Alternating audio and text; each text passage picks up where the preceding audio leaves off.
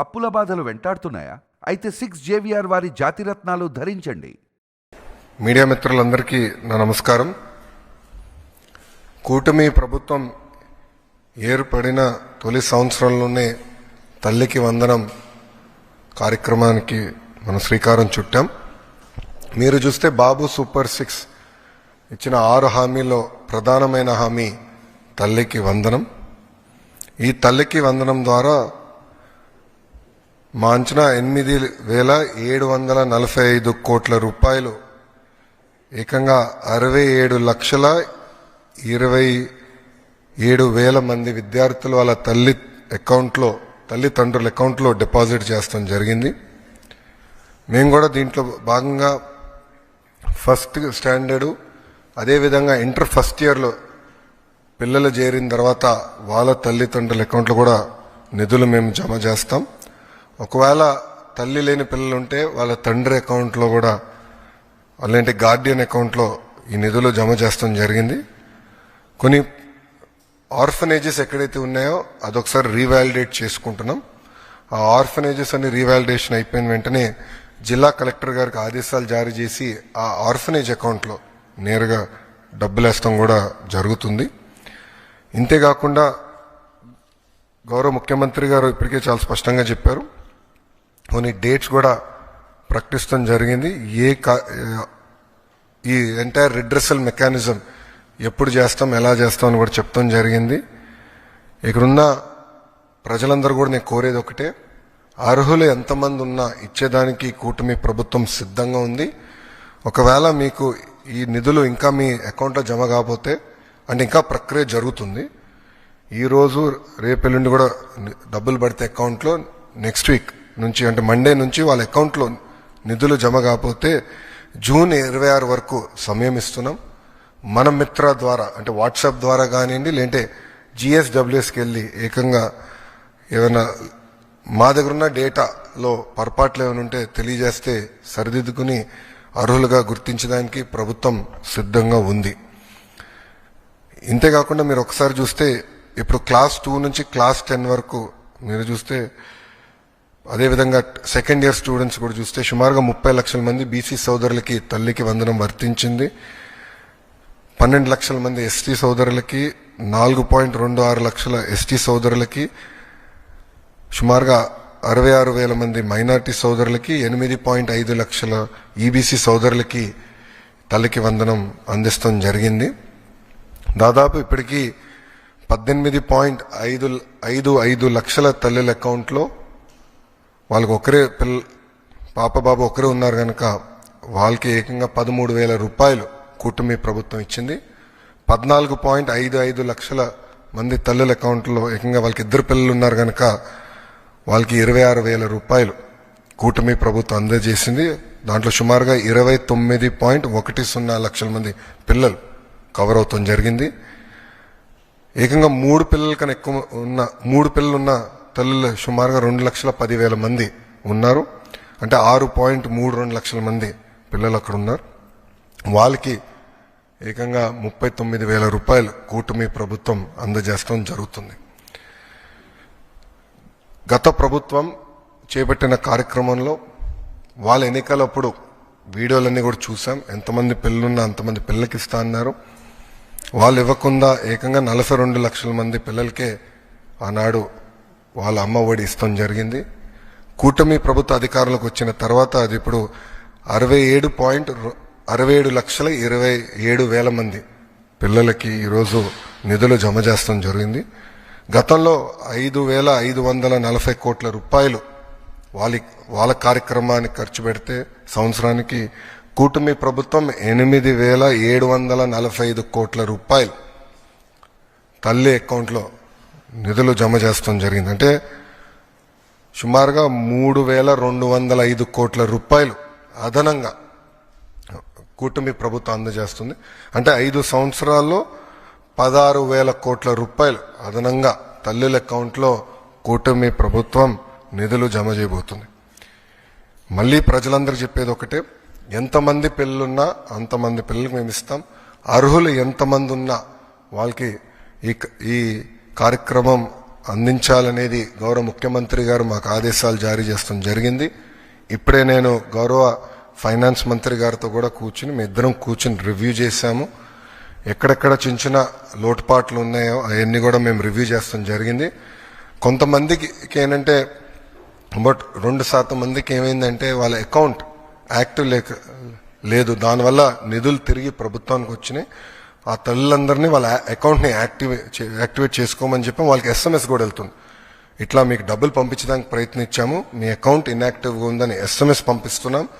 వాళ్ళు బ్యాంక్కి వెళ్ళి వాళ్ళ అకౌంట్ యాక్టివేట్ చేసుకున్న వెంటనే నిధులు నేరుగా వాళ్ళ అకౌంట్లో పడతాయి. సో మన మిత్ర ద్వారా కూడా ఇప్పుడు గ్రీవెన్స్ రేజ్ చేయడానికి ఆస్కారం ఉంటుంది. సో వెళ్ళాలంటే గ్రామ సచివాలయ వార్డు సచివాలయకి వెళ్ళొచ్చు, లేదంటే ఇంట్లో కూర్చుని వాట్సాప్ ద్వారా గ్రీవెన్స్ కూడా రేజ్ చేసే ఆస్కారం ఇచ్చాం. ప్రభుత్వ విద్యలో తల్లికి వందనం అనేది ఒక భాగం. ఈరోజు అన్ని పాఠశాలలు ప్రారంభించారు. మీరందరూ ఒక్కసారి ఫీల్డ్లో చూస్తే 80% మంది పిల్లలకి ఈరోజు డాక్టర్ సర్వేపల్లి రాధాకృష్ణన్ గారి స్కూల్ కిట్ అందిస్తాం జరిగింది. మొదటి రోజే పుస్తకాలు, యూనిఫామ్, బ్యాగ్స్, షూస్, సాక్స్ అన్ని మేము అందిస్తాం జరిగింది. గతంలో ఎప్పుడైతే జరగలేదు, మేము అందించాం. ఆ 20% కూడా 20వ తారీఖు లోపల ఆ పిల్లలకి ఈ స్కూల్ కిట్ అందిస్తాం. గతంలో ఇంటర్ పిల్లలకి స్కూల్ కిట్ అనేది తీసేశారు. ఏప్రిల్ మాసంలోనే ఏ పిల్లలైతే ప్రభుత్వ జూనియర్ కళాశాలలో చేరారో వాళ్ళకి స్కూల్ కిట్ ఏప్రిల్ మాసంలోనే కూటమి ప్రభుత్వం అందిస్తాం జరిగింది. అంతేకాకుండా మేమందరం చర్చించి, నాదెండ్ల మనోహర్ గారు నేను చర్చించి పిల్లలకి సన్న బియ్యం ఇవ్వాలి మధ్యాహ్న భోజనం పథకంలో అని నిర్ణయం తీసుకుంటాం జరిగింది. దాంట్లో భాగంగా ఈరోజు మేము అది కూడా మధ్యాహ్న భోజనం పథకంలో అమలు చేస్తాం జరిగింది. మూడో చాలా కీలకమైన సంస్కరణ మేము తీసుకొస్తాం జరిగింది.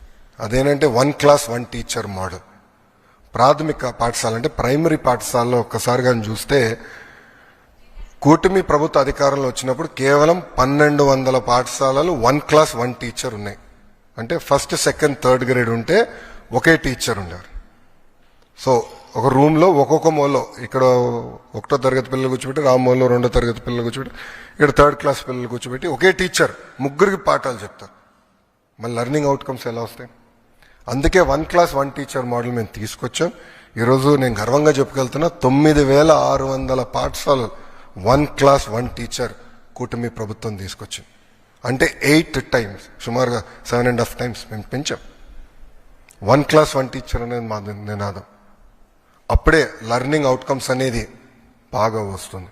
1200 పాఠశాలల నుంచి 9600 పాఠశాలలకి ఇది తీసుకెళ్తాం జరిగింది. ఇంతేకాకుండా 4వ కీలకమైనది, మొన్న మీరు బడ్జెట్లో చూస్తే ఆర్థిక శాఖ మంత్రి గారి సహకారంతో ప్రభుత్వ పాఠశాలలన్నిటికీ ఉచిత కరెంట్ మేము రచిస్తున్నాం. సో అక్కడున్న HM గారు కానీ ఉపాధ్యాయులు కానీ కరెంటు బిల్ గురించి ఇబ్బంది పడాల్సిన అవసరం లేదు, నేరుగా ఉచితంగా చేస్తాం జరిగింది. సో ఈ 4, ఎందుకంటే తల్లికి వందనం కింద ఈ 4 కొట్టుకుపోతాయి. అట్లా కాకుండా చాలా కీలకమైన డబ్బులు ఇస్తామే కాదు, పిల్లల్ని బాగా చదివించాలన్న బాధ్యత మేము తీసుకున్నాం. మీరు చూస్తే అసెంబ్లీలో నేను గ్యారంటీడ్ FLN, భారతదేశంలో ఏ రాష్ట్రం అలాంటి నిర్ణయం తీసుకోలే, మేము తీసుకున్నాం. వి విల్ గ్యారంటీ FLN అని. అది చెప్తాం చాలా తేలికైంది. దానికి సంస్కరణలు తీసుకురావాలి, దానికి మొత్తం సిస్టమ్ సెట్ చేయాల్సిన అవసరం ఉంది. మీరు కూడా చూస్తే ఇప్పుడు టీచర్ ట్రాన్స్ఫర్స్ కూడా జరుగుతున్నాయి. నేను ఆన్లైన్ మెకానిజం పెట్టాలనుకున్నా, ఉపాధ్యాయులందరూ లేదు మాన్యువల్ పెడితే బాగుంటుందని కోరుతాం జరిగింది. నేను మా MLCలు అందరితో చర్చించిన తర్వాత మాన్యువల్ మెకానిజంకి మేము రివర్ట్ అయ్యాం. దానివల్ల వాస్తవంగా ఆలస్యమైంది. ఏంటంటే నా లక్ష్యం ఏంటంటే పిల్లలు మొదటి రోజు స్కూల్కి వెళ్ళినప్పుడు ఆ సంవత్సరం ఉన్న టీచర్లు వాళ్ళు మొదటి రోజే వస్తారని లక్ష్యంగా పెట్టుకున్నాం. కానీ అది సాధించలేకపోయా. దానివల్ల నేను చాలా బాధపడుతున్నా.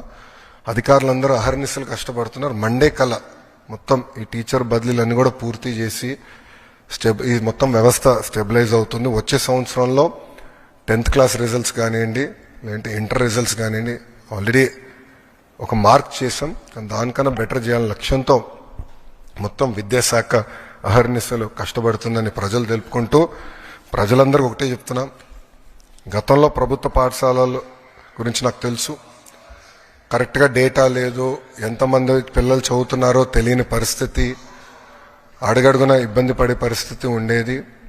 అలా కాకుండా అందరి ఆమోదంతో అద్భుతమైన సంస్కరణలు మేము తీసుకొచ్చాం. దీనివల్ల మెరుగైన విద్య ప్రభుత్వ పాఠశాలలు అందించే లక్ష్యంగా మేము పెట్టుకున్నాం. సో తల్లిదండ్రులు అందరూ కూడా కోరుతున్నాను, ప్రభుత్వ పాఠశాలలో మీ పిల్లల్ని చేర్చండి. వాళ్ళని ప్రయోజకులుగా తీర్చిదిద్దే బాధ్యత కూటమి ప్రభుత్వం తీసుకుంటుంది. మనం ఇతర రాష్ట్రాల ఎడ్యుకేషన్ మోడల్స్ గురించి మాట్లాడాం. 1 year ఇవ్వండి, ఆంధ్ర మోడల్ ఆఫ్ ఎడ్యుకేషన్ ఏంటో చూపిస్తాం. మొత్తం డిపార్ట్మెంట్ కమిటెడ్గా మేము పనిచేస్తున్నాం. మీరు టెక్స్ట్ బుక్స్ చూడండి. నేను ఏదైతే శాసనసభ సాక్షిగా చెప్పానో అన్ని మేము అమలు చేశాం. మా ఎవ్వరు ఫోటోలు, గౌరవ ముఖ్యమంత్రి గారి దగ్గర నుంచి మా ఎవ్వరు ఫోటోలు ఆ టెక్స్ట్ బుక్స్లో లేవు. నో ఫార్వర్డ్స్ ఏమి లేవు. బ్యాగ్ బరువు తగ్గించదని కూడా ఏకంగా అన్ని సబ్జెక్ట్స్ కలిపి ఎప్పుడు ఏ సబ్జెక్ట్ అందించాలో అట్లా అందిస్తున్నాం. సో ఎక్కువ బ్యాగ్ బరువు కూడా ఉండకూడదని అట్లా చాలా సీరియస్గా ఆలోచించి సంస్కరణలు తీసుకొచ్చి, అందుకే ప్రజలందరూ కూడా కోరుతున్నా మీ పిల్లల్ని ప్రభుత్వ పాఠశాలలో చేర్పించాలని నేను ఈ సభాముఖంగా కోరుతాం జరుగుతుంది. సో ఇప్పుడు మీడియా మిత్రులకైనా ప్రశ్న ఉంటే సమాధానం చెప్పడానికి సిద్ధంగా.